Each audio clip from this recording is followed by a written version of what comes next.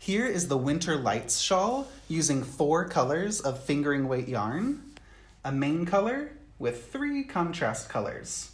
I like my contrast colors from light to dark, contrast color 1, 2, and 3.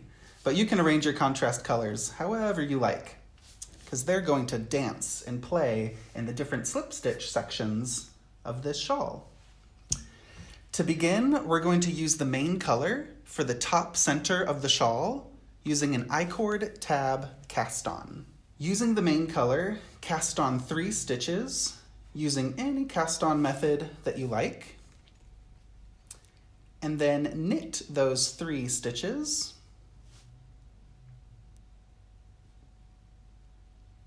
and slip them onto the left needle. 1, 2, 3. And knit them again. Knit 3,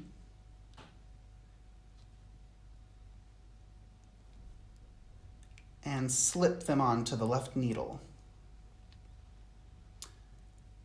Knit 3, and slip them onto the left needle. That should be enough for a little I-cord tail. Now we're going to knit those 3 stitches again and pick up and knit 3 stitches along this I-cord edge. When I pick up stitches, I go through both legs of a stitch. Dive into the I-cord edge and pull the yarn through. So that was 1, 2, and one more time. So pick up and knit 3 stitches along the I-cord edge, turn to work the wrong side, pick up and knit 3 stitches from the cast on edge. I start by picking up a stitch right about here at the corner. Knit 1, and then get any other strands of yarn. It doesn't matter exactly which strand you get. Just get 3, pick up and knit 3 stitches from that little I-cord cast on corner. 3, and then knit 3,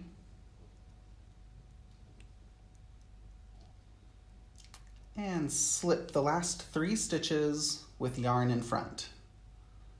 So that was the I-cord tab cast on. If you didn't get it right the first time, don't worry. It's so tiny, you can rip it out and try again. But it should look like this tiny little beginning, and that's going to become the top center of the shawl. Once you have your I-cord cast on, we're going to work garter stitch with the main color, and then these slip stitch rays with the main color and contrast color 1. Whenever you slip your stitches on the right side, you're going to carry the contrast color in back. And here, when you work the slip stitches on the wrong side, you're going to carry the contrast color in front to get these floats. And it's a really easy technique that gives you these beautiful rays. And just make sure that you're not carrying the yarn too tight. So whenever you slip these stitches, you're working with the contrast color and slipping these main color stitches. Just don't carry the yarn too tight. Make sure the fabric has a little bit of stretch to it. After the slip stitch rays, we have these slip stitch dots, and I'm going to show you how to make the bubbles in this 3rd section. This is the bubble technique, which happens in row 13 of section 3. I just worked my 6 contrast color 3 rows in stockinette stitch, and during row 13 it says knit 1 into the stitch from 6 rows below. Okay, here's the stitch. We're going to knit 1 into this stitch, but from 6 rows below, all the way down here. Insert the needle and pull the yarn through the middle of that stitch, and then take off all of those stitches above it. And you can pull that stitch pretty tight. Okay, I'll show you that again. Knit 3, knit 1 into the stitch from 6 rows below. Here's the stitch, trace it all the way down until you reach the main color. Pull the yarn through and drop the stitches above it. And repeat. Knit 3, knit into the stitch from 6 rows below.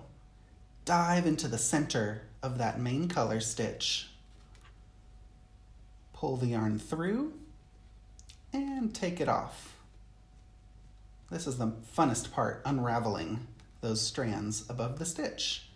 And look at this, you can already start to see these bubbles protrude from the fabric for that really fun texture. One more time, knit 3,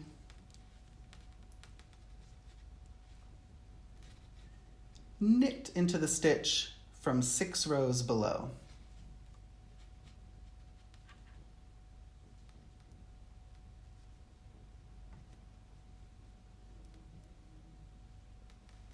So continue working this row, row 13, and that's going to give you these really fun bubbles, which look like this. And after this section, we get to do more slip stitches for the honeycombs, and then some more dots and bubbles, and a super simple garter stitch border. For the garter stitch border, I used each contrast color twice. Contrast color 1, 2, 3, but you can customize the size of your border. If you want a smaller border, you can just do 1 stripe of each color. If you want a bigger border and you have more yarn, you could do a couple extra stripes for a super big border.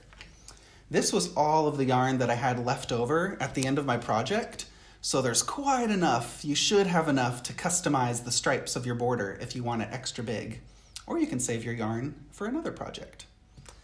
So that's the Winter Lights Shawl, super simple slip stitches, and together they give you this graphic collage of fun motifs.